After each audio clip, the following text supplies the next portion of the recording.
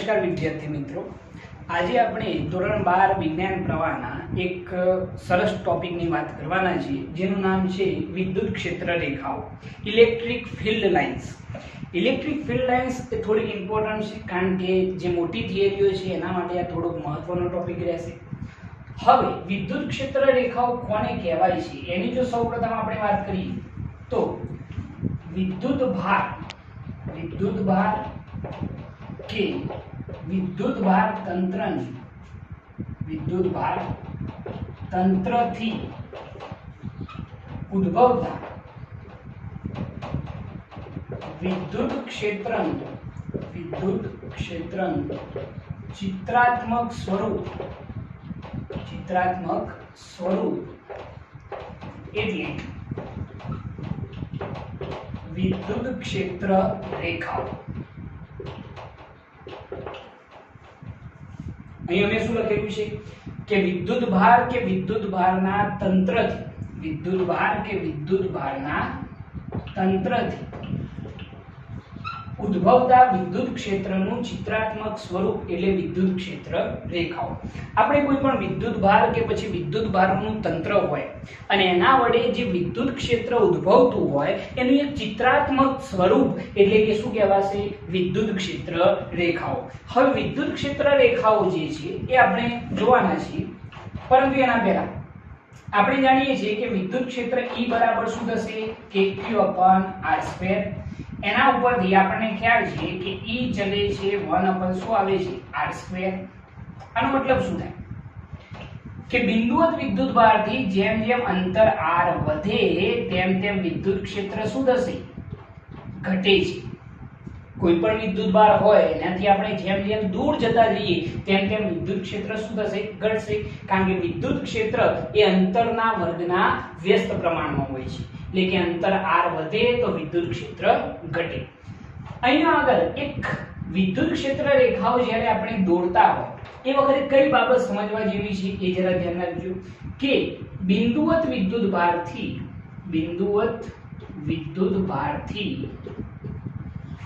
જેમ જેમ દૂર જઈએ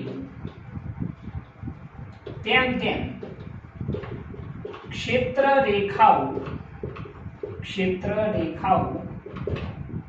નાની થતી જાય છે. તમે કોઈ પણ બિંદુવત વિદ્યુત ભાર હોય અને એનાથી જેમ જેમ દૂર જાઓ છો તેમ તેમ ક્ષેત્ર રેખાઓ કેવી થતી જશે? નાની થતી જશે. નાની થતી જાય છે એનો મતલબ શું છે? સમજી લો કે હું તમને એમ કહું કે અહીંયા આગળ આપણે કોઈ ધન વિદ્યુત ભાર વિચારીએ. સમજી લો કે આ રીતનો કોઈ ધન વિદ્યુત ભાર છે. હવે આ ધન વિદ્યુત ભાર વડે ઉદ્ભવતી ક્ષેત્ર રેખાઓ આપણને ખબર છે કે ત્રિજ્યાવર્તી કઈ તરફ હોય? બહારની તરફ હોય. પરંતુ એને દર્શાવવા માટે આપણે શું વિચારીશું કે જેમ જેમ એનાથી દૂર જતા જઈએ એમ એમ ક્ષેત્ર રેખાઓ કેવી થાય? નાની થતી જશે. તમે જુઓ ધ્યાનથી, પહેલી ક્ષેત્ર રેખા મોટી છે, એના પછી નાની છે. અહીંયા બતાવી હોય તો એક આ રીતે, એમ અહીંયા આ રીતે આપણે બતાવી શકીએ છીએ દરેક બાજુ. બિંદુવત વિદ્યુત ભારથી તમે જેમ જેમ દૂર જતા જશો તેમ તેમ ક્ષેત્ર રેખાઓ કેવી થશે? નાની થતી જશે, ટૂંકી થતી જશે. જો ઋણ વિદ્યુત ભાર હોય તો એના માટે પણ સેમ કન્ડિશન આ રીતે વિચારવાની છે, બરોબર છે? તો એના માટે કન્ડિશન કંઈક આવી આવશે. નજીકની ક્ષેત્ર રેખા મોટી, દૂરની ક્ષેત્ર રેખા કેવી હશે? નાની. યાદ છે કે ઋણ વિદ્યુત ભારની અંદર ક્ષેત્ર રેખાઓ કઈ તરફ હોય છે? અંદરની તરફ હોય છે, બરોબર છે? એ વસ્તુ તમારે થોડી ધ્યાનમાં રાખવાની રહેશે.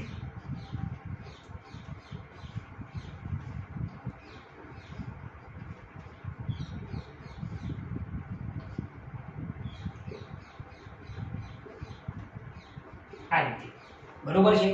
તો એ વસ્તુ યાદ રાખજો કે કોઈ પણ બિંદુવત ધન વીજભાર હોય તો ક્ષેત્ર રેખાઓ ત્રિજ્યાવર્તી કઈ દિશામાં? બહારની દિશામાં. અને જો ઋણ વીજભાર હોય તો ક્ષેત્ર રેખાઓ કઈ તરફ હોય છે? અંદરની દિશામાં હોય છે. અને વિદ્યુત ભારથી તમે જેમ જેમ દૂર જતા જશો તેમ તેમ ક્ષેત્ર રેખાઓ કેવી થતી જશે? નાની થતી જશે. એના પછી બીજો એક પોઈન્ટ આની અંદર સમજવા જેવો એ છે કે વિદ્યુત ક્ષેત્ર રેખાઓની સંખ્યા અથવા તો એમ લખી શકીએ કે વિદ્યુત ક્ષેત્રનું મૂલ્ય વિદ્યુત ક્ષેત્રનું મૂલ્ય એ ક્ષેત્ર રેખાઓની સંખ્યાના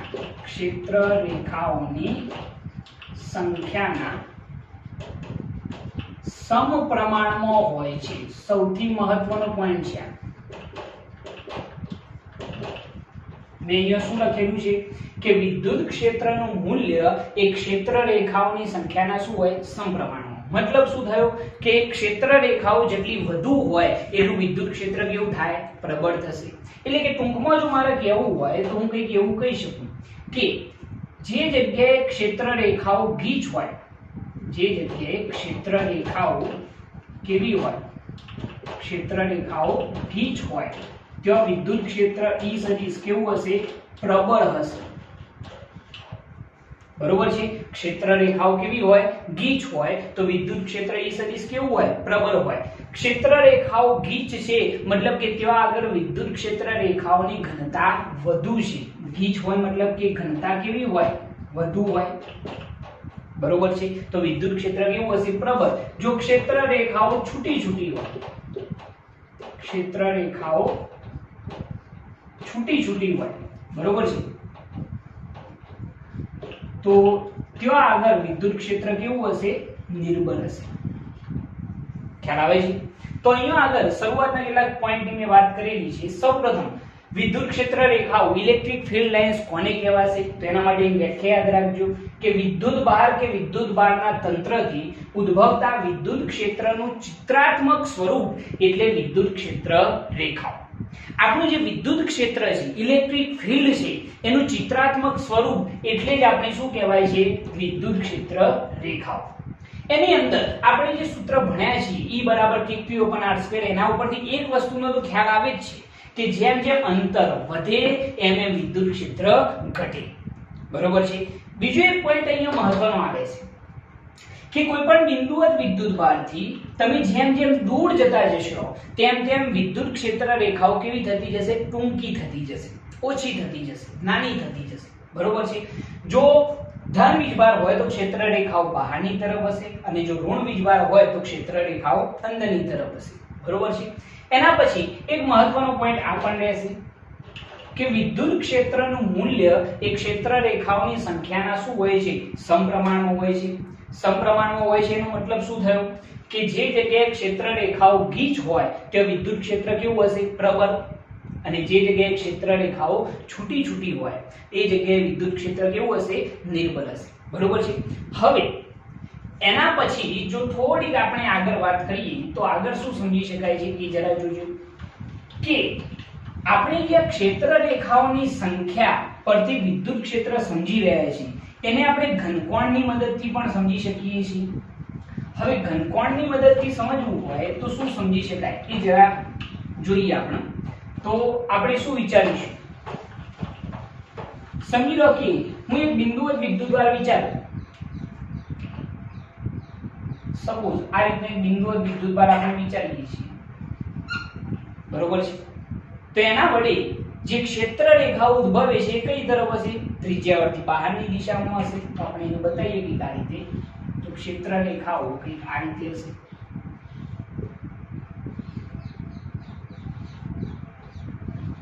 બરોબર છે. ઓકે. હવે જરા ધ્યાન રાખજો કે અહીંયા આગળ મેં બિંદુવત ધન વીજભાર વિચારેલો છે. હવે જો હું તમને એમ કહું કે અહીંયા આગળ આપણે બે સમાન ક્ષેત્રફળ ધરાવતા બે પૃષ્ઠ મૂકી દઈએ. દાખલા તરીકે હું અહીંયા આગળ એક બિંદુવત વિદ્યુતભાર વિચારું, એની અંદરથી ઘણી બધી ક્ષેત્ર રેખાઓ નીકળી રહી છે. જો એના વચ્ચેના ભાગમાં કોઈ એક પૃષ્ઠ મૂકી દેવામાં આવે, સપોઝ વચ્ચેના ભાગમાં હું અહીંયા આગળ એક પૃષ્ઠ મૂકું છું આ રીતે. બરોબર છે.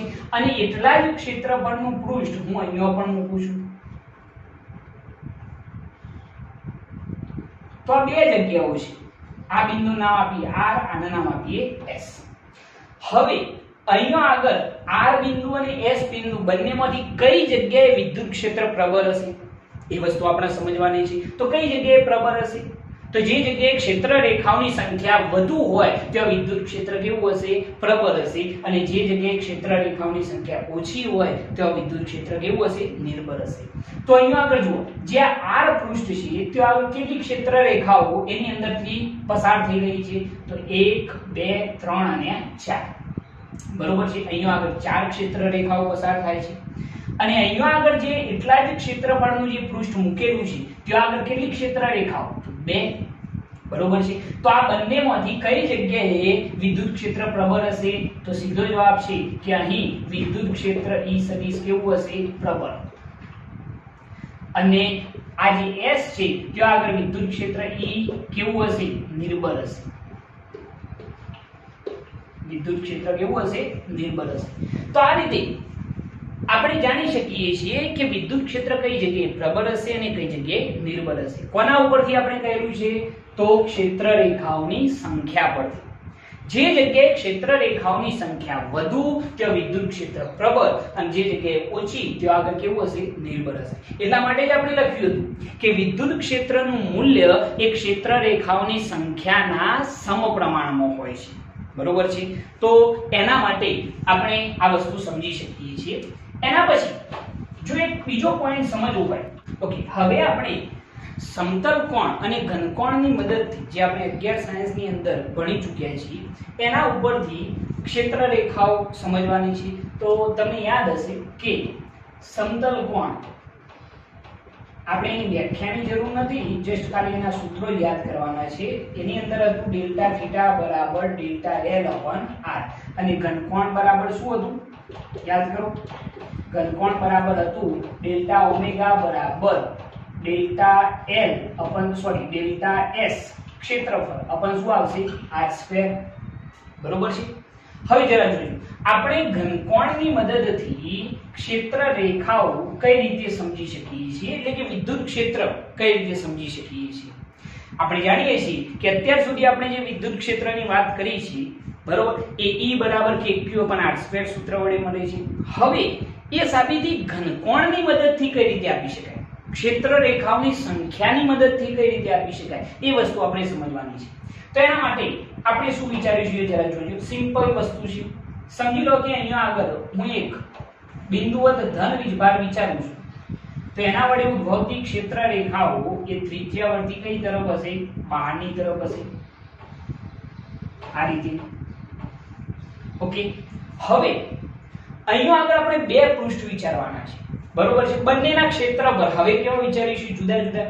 તો સમજી લો કે હું અહીંયા આગળ Q થી R1 જેટલા અંતરે એક પૃષ્ઠ વિચારી રહ્યો છું.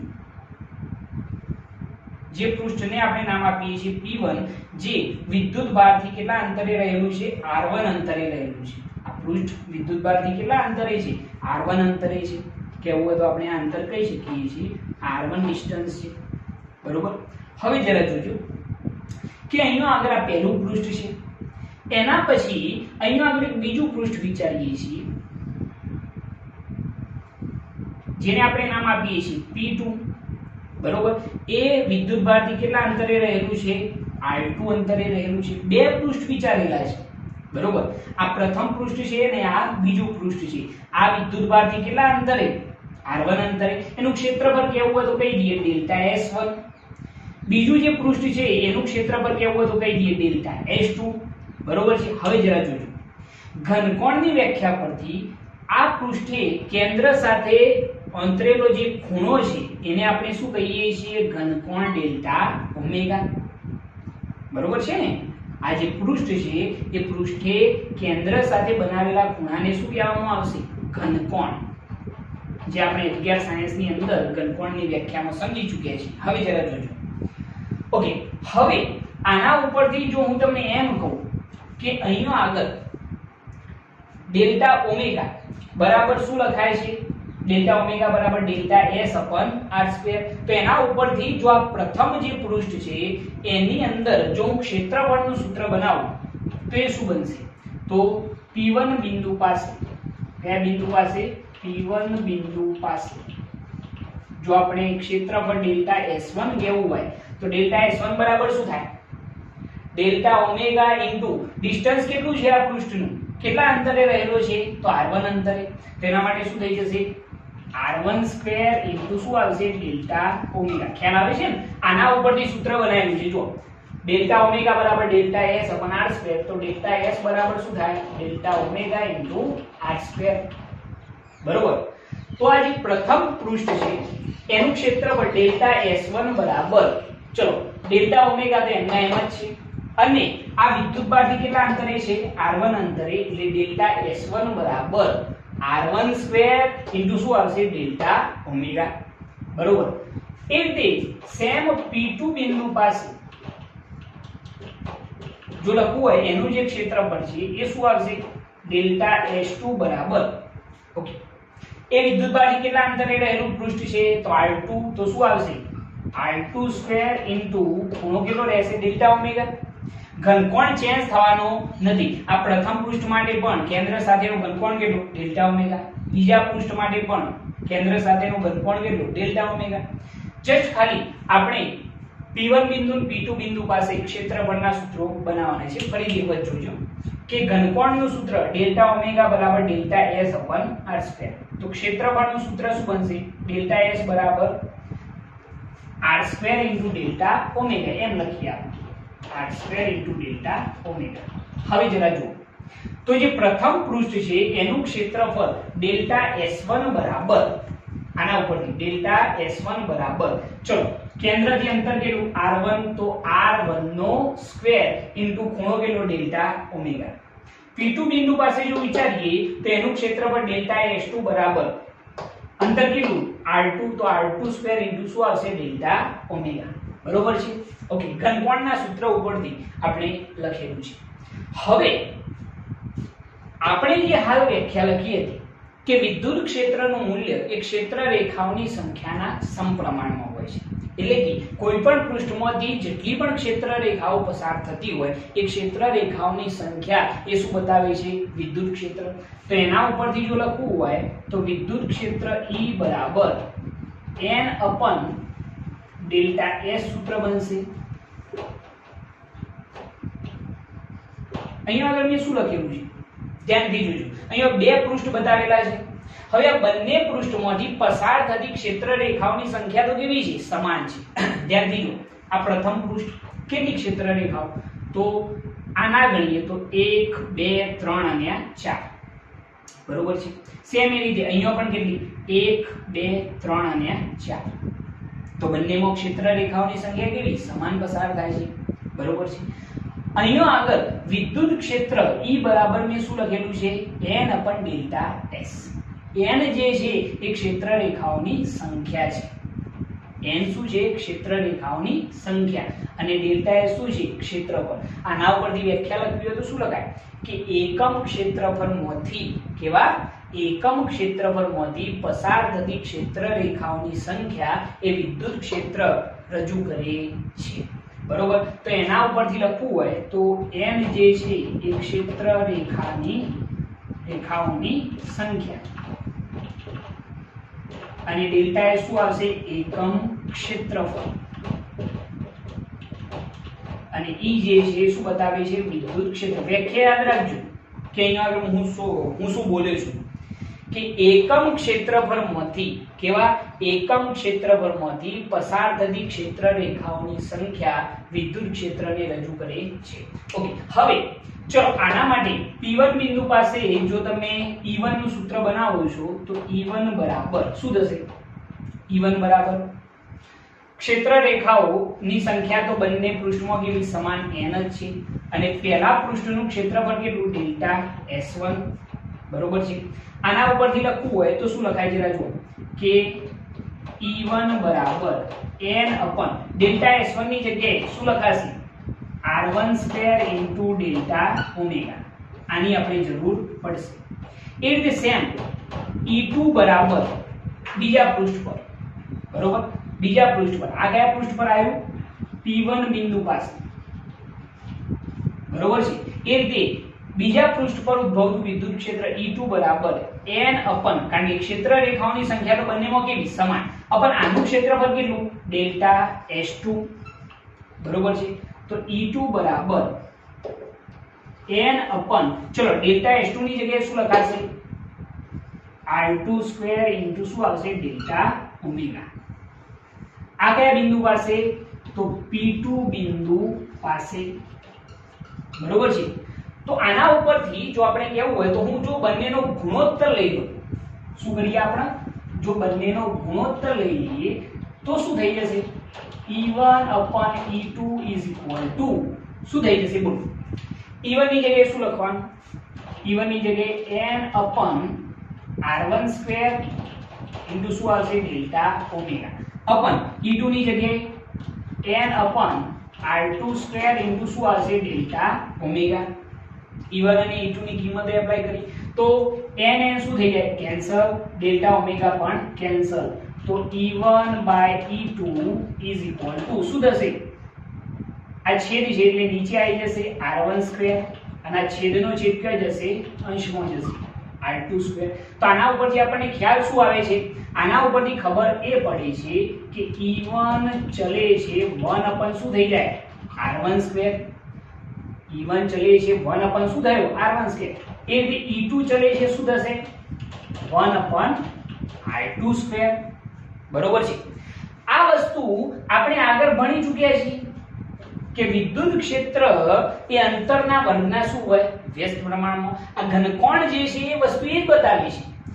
ઘનકોણની મદદથી આપણે શું સાબિત કર્યું છે કે કોઈ પણ વિદ્યુત ભારથી ઉદ્ભવતું વિદ્યુત ક્ષેત્ર એ E ચલે છે 1 upon શું આવે છે r સ્ક્વેર મળે છે. એટલે કે વિદ્યુત ક્ષેત્ર એ અંતરના વર્ગના શું હોય છે વ્યસ્ત પ્રમાણમાં હોય છે. પરંતુ આ વસ્તુ આપણે કોના ઉપરથી સમજીએ છીએ ઘનકોણની મદદથી ક્ષેત્ર રેખાઓની સંખ્યાની મદદથી બરોબર છે. તો કોઈ પણ પૃષ્ઠમાંથી પસાર થતી ક્ષેત્ર રેખાઓની સંખ્યા એ શું બતાવે છે વિદ્યુત ક્ષેત્ર બતાવે છે. પરંતુ એ કેટલા અંતરે રહેલું છે પૃષ્ઠ એ પણ વસ્તુ જરૂરી છે બરોબર. અહીંયા આગળ આપણે ઘનકોણના સૂત્રની ખાસ જરૂર પડશે એ તમારે યાદ રાખવાનું છે ડેલ્ટા ઓમેગા બરાબર ડેલ્ટા s અપન શું આવશે r સ્ક્વેર. એના પછી અહીંયા આગળ એક વિદ્યુતભાર વિચારવાનો છે એના વડે ઉદ્ભવતા વિદ્યુત ક્ષેત્રની ક્ષેત્ર રેખાઓ બતાવેલી છે. કેન્દ્રથી r1 અંતરે પહેલું પૃષ્ઠ છે અને એના પછી r2 અંતરે બીજું પૃષ્ઠ છે. બંનેમાંથી પસાર થતી ક્ષેત્ર રેખાઓની સંખ્યાઓ તો કેવી છે સમાન જ છે ધ્યાનથી જોજો બરોબર છે. એના પછી બંને પૃષ્ઠ વડે કેન્દ્ર સાથે બનાવેલો ખૂણો એટલે કે ઘનકોણ એ તો કેવો હોય છે સમાન જ હોય છે બરોબર. હવે સૌપ્રથમ P1 બિંદુ પાસે જરા જોઈએ એકવાર ફરીથી P1 બિંદુ પાસે જે આ ક્ષેત્ર છે આ જે પૃષ્ઠ છે એનું ક્ષેત્રફળ ડેલ્ટા S1 બરાબર શું થશે r1 square into delta omega. ક્યાંથી લાયા આના ઉપરથી ડેલ્ટા S બરાબર શું થાય r square into delta omega. આ પહેલું પૃષ્ઠ કેટલા અંતરે r1 એટલા માટે r1 square into delta omega.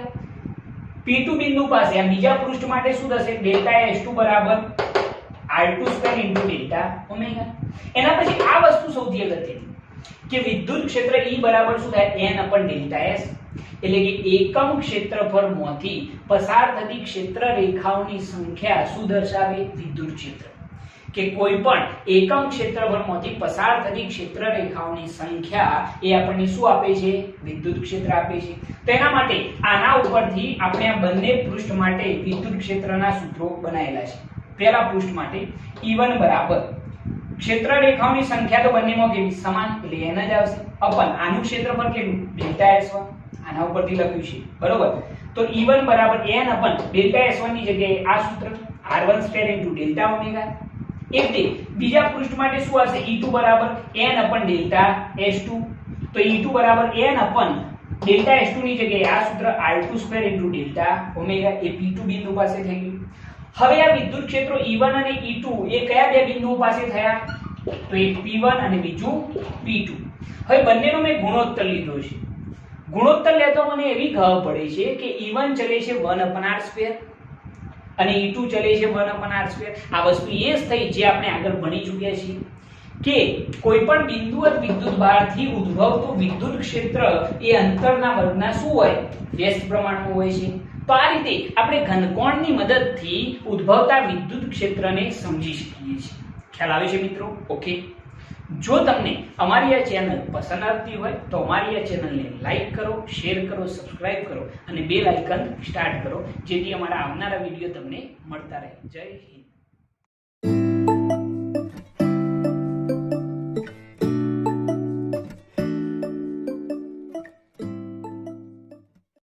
નમસ્કાર વિદ્યાર્થી મિત્રો, આજે આપણે ધોરણ 12 વિજ્ઞાન પ્રવાહના એક ટોપિકની વાત કરવાના છીએ, જેનું નામ છે વિદ્યુત ક્ષેત્ર રેખાઓની લાક્ષણિકતાઓ. પાર્ટ 1 ની અંદર આપણે આના વિશે થોડીક વાત કરેલી છે. હવે એના વિશે થોડીક ડિટેલમાં ચર્ચા કરવાના છીએ. જો તમે પાર્ટ 1 જોયો ન હોય તો એને એકવાર ફરજિયાત જોવાનું રહેશે. એના પછી તમે આ જોશો તો વધારે તમને ખ્યાલ આવશે. વિદ્યુત ક્ષેત્ર રેખાઓની જે લાક્ષણિકતાઓ છે એની અંદર સૌપ્રથમ જો આપણે પહેલી લાક્ષણિકતા લખીએ તો એ પહેલી લાક્ષણિકતા એમ લખાશે કે વિદ્યુત ક્ષેત્ર રેખાઓ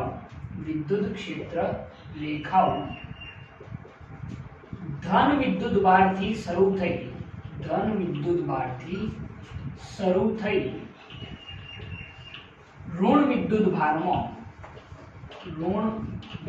ભારમાં અંત પામે છે. સૌથી મહત્વની લાક્ષણિકતા છે આ. અહીંયા શું લખેલું છે આપણે કે વિદ્યુત ક્ષેત્ર રેખાઓ ધન વિદ્યુત ભારથી શરૂ થઈ ઋણ વિદ્યુત ભારમાં શું પામે છે? અંત પામે છે. બરોબર છે. આની અંદર આપણે એમ સમજી શકીએ કે સમજી લો કે હું અહીંયા આગળ એમ કહેતો હોય કે કોઈ પણ એક ધન વિદ્યુત ભાર છે અને બીજો ઋણ વિદ્યુત ભાર છે.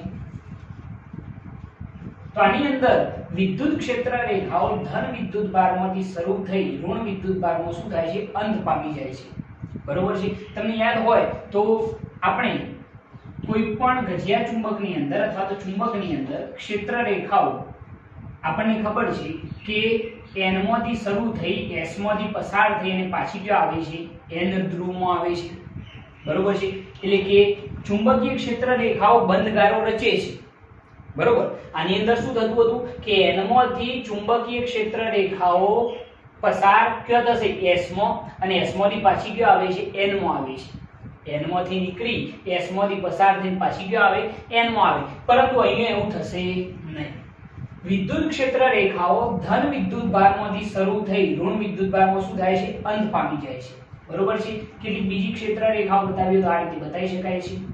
આ રીતે ક્ષેત્ર રેખાઓ જે છે એ ધન વિદ્યુત ભારમાંથી શરૂ થઈ અને ઋણ વિદ્યુત ભારમાં શું થશે? અંત પામશે. બરોબર છે. આ એક મહત્વની લાક્ષણિકતા છે. એના પછી એની અંદર એક બીજો પોઈન્ટ જો આપણે એડ કરવો હોય તો આપણે એ કરી શકીએ છીએ કે કોઈ એક જ વિદ્યુત ભાર માટે ક્ષેત્ર રેખાઓ અનંત અંતરેથી પ્રારંભ થશે કે અંત પામે છે. આ લાક્ષણિકતા શું કહે છે જરા સમજો કે કોઈ એક જ વિદ્યુતભાર માટે ક્ષેત્ર રેખાઓ અનંત અંતરેથી પ્રારંભ થશે અથવા તો અંત પામે છે. દાખલા તરીકે હું તમને એમ કહું કે કોઈ ધન વીજભાર છે, તેની અંદર ક્ષેત્ર રેખાઓ આપણે અનંત અંતર સુધી બતાવી શકીએ છીએ. જેટલા સુધી તમારે બતાવ્યું હોય એટલા સુધી બતાવી શકાય છે. બરોબર છે. આ જે ક્ષેત્ર રેખા છે અહીંયા અંત પામતી નથી, પરંતુ અનંત અંતર સુધી તમે બતાવી શકો છો. બરોબર છે. એના સિવાય જો ઋણ વીજભાર હોય તો ઋણ વીજભારની અંદર અનંતથી શું થશે? પ્રારંભ થશે અને કંઈક આ રીતે આવે છે. બરોબર. આ રીતે તમે વિચારી શકો છો. આ ક્ષેત્ર રેખાઓ અહીંયાથી પ્રારંભ થતી નથી, પરંતુ કેવા? અનંત અંતરેથી પ્રારંભ થાય છે. બરોબર. એટલે હું એમ કહી શકું છું કે કોઈ એક જ વિદ્યુતભાર માટે ક્ષેત્ર રેખાઓ અનંત અંતરેથી પ્રારંભ થશે કે અંત પામે છે. બરોબર છે. ઋણ વિદ્યુતભાર હોય તો અનંત અંતરેથી પ્રારંભ થશે. ગમે તેટલા અંતરેથી તમે વિચારી શકો છો ઋણ વિદ્યુતભાર માટે. બરોબર છે.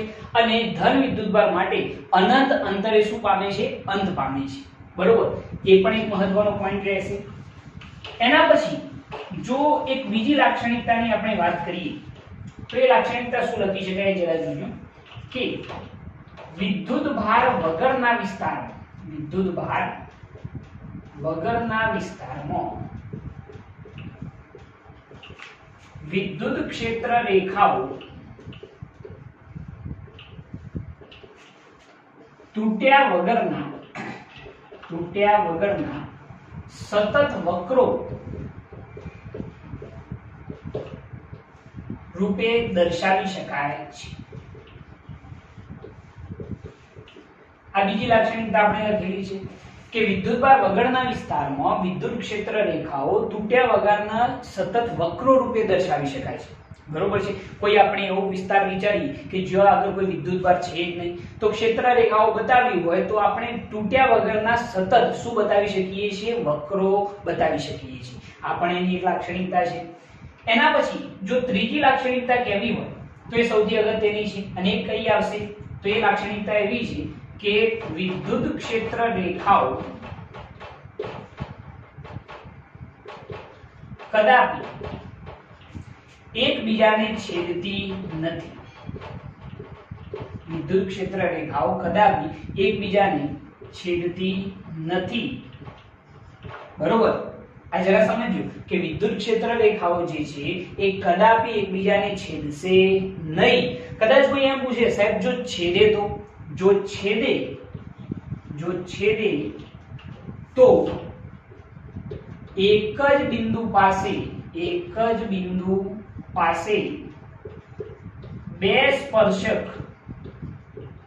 સ્પર્શક દોરી શકાય, જે એક જ બિંદુ પાસે વિદ્યુત ક્ષેત્રની બે દિશાઓ રજૂ કરે છે, જે કદાપી શક્ય નથી। આ લાક્ષણિકતા સૌથી અગત્યની છે। બરોબર? અહીંયા આગળ મેં શું કરેલું છે કે વિદ્યુત ક્ષેત્ર રેખાઓ કદાપી એકબીજાને છેદતી નથી। જો છેદે તો એક જ બિંદુ પાસે કેટલા સ્પર્શક દોરી શકાય? બે સ્પર્શક દોરી શકાય। બરોબર? બે સ્પર્શક દોરી શકાય જે એક જ બિંદુ પાસે વિદ્યુત ક્ષેત્રની બે દિશાઓ રજૂ કરે છે, જે કદાપી શક્ય નથી। આનો મતલબ શું છે? સમજો કે હું એમ કહું કે બે ક્ષેત્ર રેખાઓ છે આ રીતે, આ પ્રથમ ક્ષેત્ર રેખા છે, આ બીજી ક્ષેત્ર રેખા છે। આ ક્ષેત્ર રેખાઓ કદાપી છેદશે નહીં, પરંતુ જો છેદે તો આ જે છેદન બિંદુ છે એ છેદન બિંદુ પાસે બે સ્પર્શક દોરી શકાય। આ પહેલી ક્ષેત્ર રેખા છે, એનો સ્પર્શક દોરવો કઈ દિશામાં આવશે? આ દિશામાં। એટલે વિદ્યુત ક્ષેત્રની દિશા આ દિશામાં થાય। બીજી ક્ષેત્ર રેખા માટે જો સ્પર્શક દોરવો હોય તો એનો સ્પર્શક આમ આવશે। બરોબર છે? મતલબ શું થયો કે જો છેદે તો એક જ બિંદુ પાસે કેટલા સ્પર્શક દોરી શકાય? બે સ્પર્શક દોરી શકાય, જે એક જ બિંદુ પાસે વિદ્યુત ક્ષેત્રની કેટલી દિશાઓ? બે દિશાઓ રજૂ કરે છે, જે કદાપી શક્ય નથી। મતલબ એવો થયો કે એક મેદાનની અંદર બે તલવારો કદાપી રહી શકશે નહીં। ખ્યાલ આવે છે? આની અંદર કદાપી એકબીજાને છેદશે નહીં। જો છેદે તો એક જ બિંદુ પાસે કેટલા સ્પર્શક? બે સ્પર્શક દોરી શકાય, જે એક જ બિંદુ પાસે વિદ્યુત ક્ષેત્રની કેટલી દિશાઓ? બે દિશાઓ રજૂ કરે છે, જે કદાપી શક્ય નથી। એટલે આ લાક્ષણિકતા થોડી તમારા માટે મહત્વની રહેશે। ઓકે, એના પછી ચોથી લાક્ષણિકતા જો આપણે લખવી હોય તો એમ લખી શકીએ છીએ કે વિદ્યુત ક્ષેત્ર રેખાના કોઈ પણ બિંદુ પાસે દોરેલ સ્પર્શક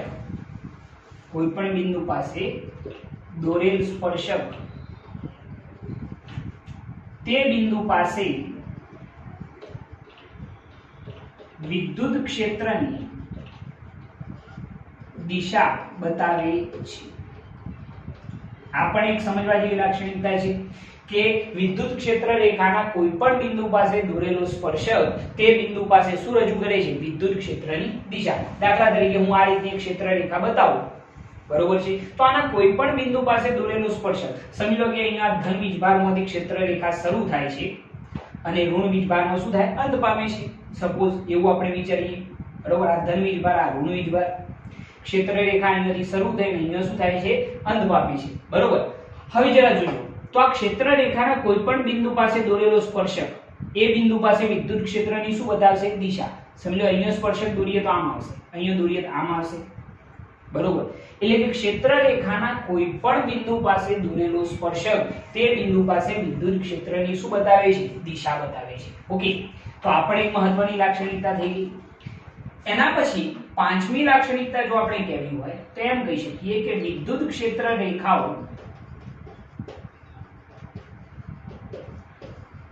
બંધ ગારો રચતી નથી. બરોબર છે, આ પહેલી લાક્ષણિકતા ઉપરથી જ ખબર પડી જાય. આપણે શું કહ્યું છે કે વિદ્યુત ક્ષેત્ર રેખાઓ ધન વિદ્યુત ભારથી શરૂ થઈ ઋણ વિદ્યુત ભારમાં શું પામે છે? અંત પામે છે. એટલે કે બંધ ગારો રચશે નહીં. દાખલા તરીકે આ ધન વીજભાર, આ ઋણ વીજભાર, તો ક્ષેત્ર રેખા અહીંયાથી શરૂ થઈને અહીંયા શું થાય? અંત પામી જાય. આમ થઈને પાછી આમ આવશે નહીં. ધ્યાન રાખજો, અહીંયાથી શરૂ થઈને અહીંયા શું થાય? અંત પામી જશે. બરોબર છે, એટલે કે બંધ ગારો રચાશે નહીં. ખ્યાલ આવે છે આની અંદર? ઓકે, તો આપણે એક લાક્ષણિકતા થઈ જશે. પાંચમી લાક્ષણિકતા થઈ ગઈ. એના પછી છઠ્ઠી લાક્ષણિકતા કે સમાન વિદ્યુત ક્ષેત્રમાં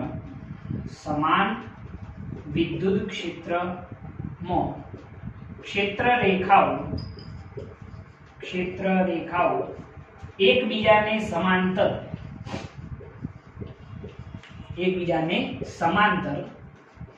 અને એકબીજાથી સમાન અંતરે રહેલ હોય છે. આ લાક્ષણિકતા શું કહે છે આપણને? કે સમાન વિદ્યુત ક્ષેત્રમાં ક્ષેત્ર રેખાઓ એકબીજાને કેવી હોય? સમાંતર હોય અને એકબીજાથી કેવી હોય? સમાન અંતરે રહેલી હોય છે. દાખલા તરીકે હું એમ કહું કે સમાન વિદ્યુત ક્ષેત્ર બતાવવું હોય તો આપણે આ રીતે બતાવી શકીએ. આ રીતે ક્ષેત્ર રેખાઓ એકબીજાને કેવી હશે? સમાંતર હશે અને એકબીજાથી કેવી હશે? સમાન અંતરે હશે. આ પણ એક લાક્ષણિકતા આપણા માટે મહત્વની રહેશે.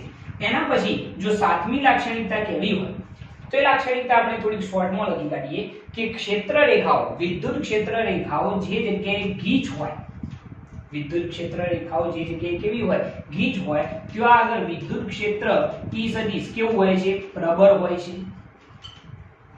બરોબર છે, જે જગ્યાએ વિદ્યુત ક્ષેત્ર રેખાઓ કેવી હોય? ગીચ હોય, એ જગ્યાએ વિદ્યુત ક્ષેત્ર કેવું હશે? પ્રબળ હશે. અને જે જગ્યાએ વિદ્યુત ક્ષેત્ર રેખાઓ છૂટી હોય ત્યાં આગળ વિદ્યુત ક્ષેત્ર કેવું હશે? નિર્બળ હશે. બરોબર છે, તો આ પણ એક લાક્ષણિકતા છે. આમ ટોટલ આપણે 7 લાક્ષણિકતાઓ અહીંયા દર્શાવેલી છે, જે સાથે સાત આપણે યાદ રાખવાની રહેશે. બધી એકદમ સરળ છે. બરોબર, એટલે આપણે વ્યવસ્થિત એ ફરીથી સમજી લઈએ. શું કહેવા માંગે છે જરા ધ્યાનથી ફરીથી જોજો કે અહીંયા પહેલી લાક્ષણિકતા કે વિદ્યુત ક્ષેત્ર રેખાઓ ધન વિદ્યુત ભારથી શરૂ થઈ ઋણ વિદ્યુત ભારમાં શું થશે? અંત પામે છે. આ વસ્તુ ખાસ યાદ રાખજો કે ક્ષેત્ર રેખાઓ ધન વિદ્યુત ભારમાંથી શરૂ થશે અને ઋણ વિદ્યુત ભારમાં શું થશે? અંત પામી જશે. બરોબર છે. એના પછી કોઈ એક જ વિદ્યુત ભાર માટે ક્ષેત્ર રેખાઓ અનંત અંતરેથી પ્રારંભ થશે કે અંત પામે છે. દાખલા તરીકે કોઈ ધન વીજભાર હોય, સમજો કે અહીંયા કોઈ એક ધન વીજભાર છે, તો આની અંદરથી ક્ષેત્ર રેખાઓ કઈ તરફ? ત્રિજ્યાવર્તી બહારની તરફ. એનો જે અંત છે એ આપણે અનંત અંતરે બતાવી શકીએ છીએ. બરોબર છે, એ અનંત અંતરે અંત પામે છે. બરોબર, જો ઋણ વીજભાર હોય તો અનંત અંતરેથી પ્રારંભ થતી બતાવી શકીએ છીએ.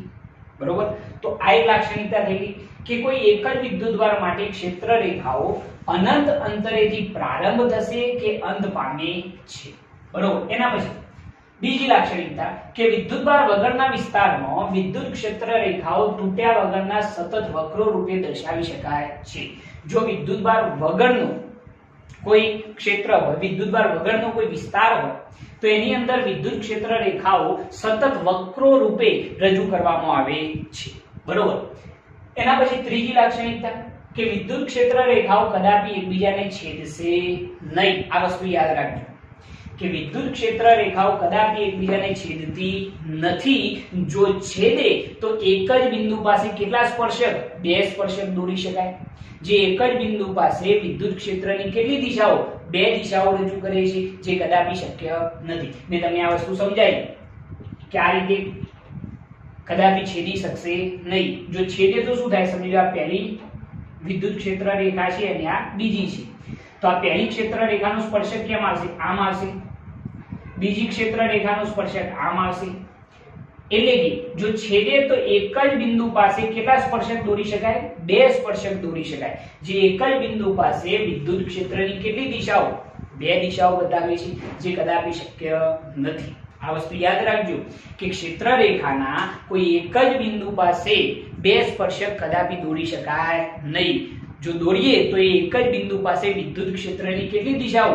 બે દિશાઓ રજૂ કરે છે, જે કદાપી શક્ય બનશે નહીં. ઓકે, તેના પછી ચોથી લાક્ષણિકતા કે વિદ્યુત ક્ષેત્ર રેખાના કોઈ પણ બિંદુ પાસે દોરેલો સ્પર્શક તે બિંદુ પાસે વિદ્યુત ક્ષેત્રની શું બતાવશે? દિશા.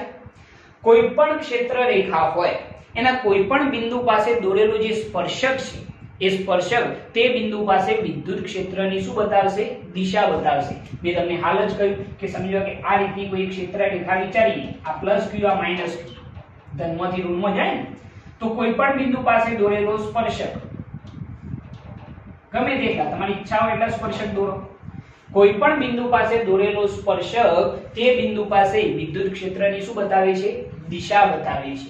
બરોબર. એના પછી પાંચમી કે વિદ્યુત ક્ષેત્ર રેખાઓ કદાપી બંધગારો રચતી નથી. એ જોયું આપણે. અહીંયા આગળ મેં તમને હાલ જ કહ્યું હતું કે ધનમાંથી શરૂ થાય અને ઋણમાં શું થાય? અંત પામે છે. પાછી ઋણમાંથી ધનમાં આવશે નહીં, એટલે કે કદાપી બંધગારો રચતી નથી. બરોબર. એના પછી છઠ્ઠી કે સમાન વિદ્યુત ક્ષેત્રમાં ક્ષેત્ર રેખાઓ એકબીજાને કેવી હોય? સમાંતર અને એકબીજાથી કેવી? સમાન અંતરે રહેલી હોય છે. બરોબર. અને સાતમી લાક્ષણિકતા કે જે જગ્યાએ વિદ્યુત ક્ષેત્ર રેખાઓ ગીચ હોય ત્યાં વિદ્યુત ક્ષેત્ર કેવું હશે? પ્રબળ હશે. જો આગળ છૂટી છૂટી હોય તો કેવું હશે? નિર્બળ હશે. આની ચર્ચા આપણે લાસ્ટ ટાઈમ પાર્ટ 1 ની અંદર કરી ચૂક્યા છીએ. તો આ સાત લાક્ષણિકતાઓ તમારે ખાસ યાદ રાખવાની રહેશે, કારણ કે બોર્ડની અંદર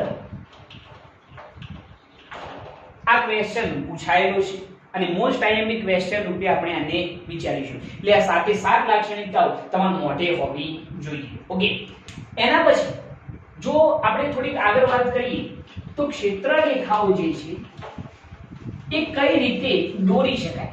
જો આપણે એનું ચિત્રાત્મક સ્વરૂપ રજૂ કરવું હોય તો કઈ રીતે કરી શકાય છે એ પણ જરા આપણે જોઈએ. તો એના માટે જો હું તમને એમ કહું કે અહીંયા આગળ કોઈ એક ધન વીજભાર છે, સપોઝ આપણે એમ કહીએ કોઈ ધન વીજભાર છે, તો આપણને ખ્યાલ છે કે વિદ્યુત ક્ષેત્ર રેખાઓ ત્રિજ્યાવર્તી કઈ તરફ હોય? બહારની તરફ હોય છે. આ રીતે. બરોબર છે. તો આ ધન વીજભારની ક્ષેત્ર રેખાઓ છે. કદાચ હું એમ કહું કે કોઈ ઋણ વીજભાર છે, તો એની અંદર શું થાય કે વિદ્યુત ક્ષેત્ર રેખાઓ એ કેવી હોય? ત્રિજ્યાવર્તી અંદરની તરફ હોય છે. એક આ રીતે આપણે બતાવી શકીએ છીએ. બરોબર. આ થઈ ગઈ કોના માટે? ઋણ વીજભાર માટે. એના પછી જો હું એમ કહું કે સમજી લો કે એક ધન વીજભાર છે, એક પ્લસ ક્યુ અને બીજો છે માઈનસ ક્યુ, તો એના માટે ક્ષેત્ર રેખાઓ કઈ રીતે બતાવી શકાય? વન ટાઈપ ઓફ ડાયપોલ જેવી કન્ડિશન હોય તો એના માટે શું થશે કે આપણે હાલ જ વાત કરી કે લાક્ષણિકતા, પહેલી લાક્ષણિકતા શું હતી કે વિદ્યુત ક્ષેત્ર રેખાઓ ધન વિદ્યુતભારમાંથી શરૂ થઈ અને ઋણ વિદ્યુતભારમાં શું થશે? અંત પામે છે. એટલે કે અહીંયાથી ક્ષેત્ર રેખાઓ શરૂ થશે અને ઋણ વિદ્યુતભારમાં શું થશે? અંત પામી જશે. બંધગારો કદાપી રચશે નહીં. આ વસ્તુ યાદ રાખજો કે મેં તમને પહેલા પણ સમજાય કે ચુંબક હોય તેની અંદર ક્ષેત્ર રેખાઓ n માંથી શરૂ થઈ s માંથી પસાર થઈ પાછી જો આવું n માં આવું. બરોબર છે ને? પરંતુ અહીંયા એવું થશે નહીં. અહીંયા ક્ષેત્ર રેખાઓ ધનમાંથી શરૂ થઈ ઋણમાં શું થશે? અંત પામી જશે. અહીંયા બતાવ્યું હતું કે આ રીતે ધનમાંથી શરૂ થઈ ઋણમાં શું થશે? અંત પામી જશે. અહીંયા પણ જુઓ તમે, અહીંયા આપણે બતાવો, હજી બતાવી શકીએ આ રીતે. એનાથી આગળ બતાવ્યું તો આપણે આ રીતે બતાવી શકીએ.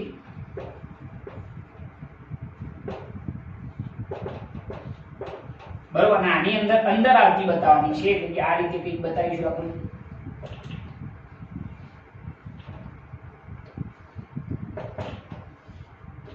બરોબર છે. તો આ રીતની કન્ડિશન તમારે યાદ રાખવાની રહેશે કે જો એક ધન વીજભાર હોય અને બીજો ઋણ વીજભાર હોય તો ક્ષેત્ર રેખાઓ જે છે એ ધનમાંથી શરૂ થઈ ઋણમાં શું થાય? અંત પામી જશે. કદાપી બંધગારો રચી શકશે નહીં. બરોબર. એના પછી જો એક ચોથી રચના આપણે સમજીએ કે કદાચ સાહેબ જો બંને ધન વીજભાર હોય પ્લસ q હોય અને બીજો પણ પ્લસ q હોય તો શું થાય? તો કઈ નહીં, ક્ષેત્ર રેખાઓ બતાવ્યો તો આપણને ખબર છે કે ધન વીજભારની અંદર ક્ષેત્ર રેખાઓ કઈ તરફ હોય? ત્રિજ્યાવર્તી બહારની દિશામાં હોય છે, કંઈક આ રીતે,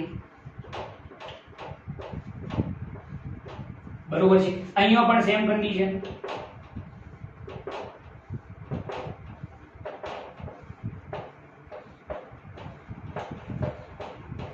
આ રીતે તમે બતાવી શકો છો,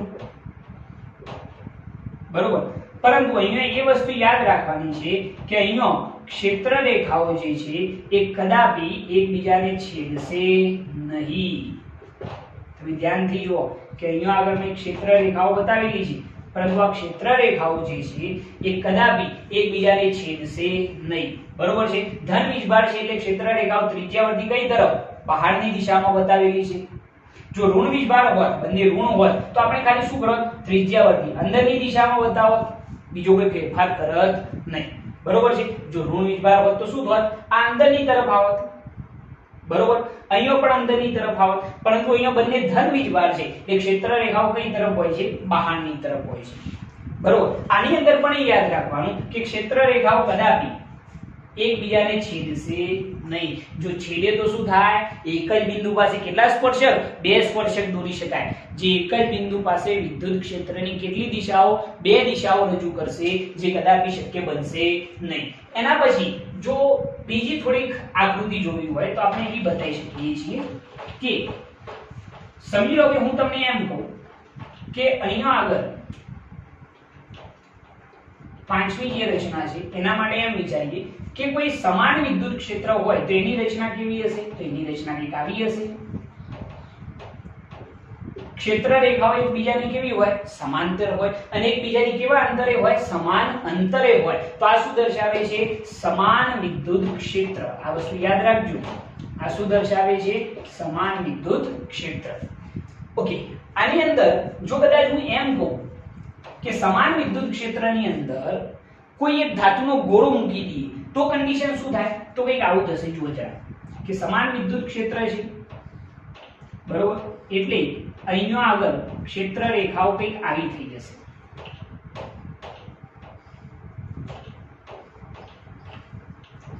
આ વચ્ચે આપણે શું મૂકેલો છે?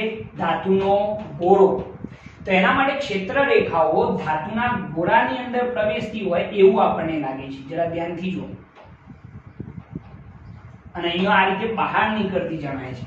કોના માટે? ધાતુના ગોળા માટે. આ જે છે એ ધાતુનો શું છે? ગોળો, બરોબર છે. પરંતુ સમજી લો કે જો કદાચ હું એમ કહું કે કોઈ ડાઇલેક્ટ્રિક સ્લેબ હોય તો એની અંદર શું થશે? જો કદાચ સમાન વિદ્યુત ક્ષેત્રની અંદર જો હું કોઈ એક ડાઇલેક્ટ્રિક સ્લેબ મૂકી દઉં આ રીતનું, તો કન્ડિશન શું થશે? તો કન્ડિશન કંઈક આવી થશે. જરા જોજો.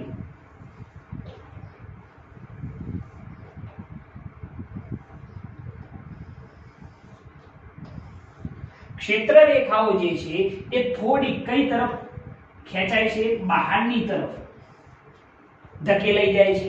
ક્ષેત્ર રેખાઓ કઈ તરફ? થોડીક દૂર ધકેલાઈ જાય છે. અને અહીંયા શું થાય છે?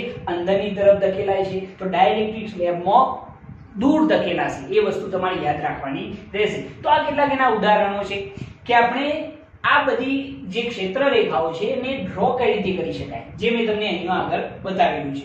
પરંતુ આ એક ઇમેજનરી વસ્તુ છે, બરોબર. આમાં એક્ઝેક્ટ તો કદી એવું હોય નહીં કે ક્ષેત્ર રેખાઓ બિલકુલ આ રીતે બહારની તરફ રજૂ કરવામાં આવતી હોય, પરંતુ સાયન્ટિસ્ટોએ અને સરળતાથી સમજવા માટે આ રીતની ડ્રોઈંગ સિસ્ટમ અપનાવેલી છે, બરોબર છે. તો આ રીતે આ વસ્તુ આપણે સમજી શકીએ છીએ. ઓકે, જો તમને અમારી આ ચેનલ પસંદ આવતી હોય તો અમારી આ ચેનલને લાઈક કરો, શેર કરો, સબસ્ક્રાઇબ કરો અને બેલ આઇકન સ્ટાર્ટ કરો, જેથી અમારા આવનારા વિડીયો તમને મળતા રહે. જય હિન્દ.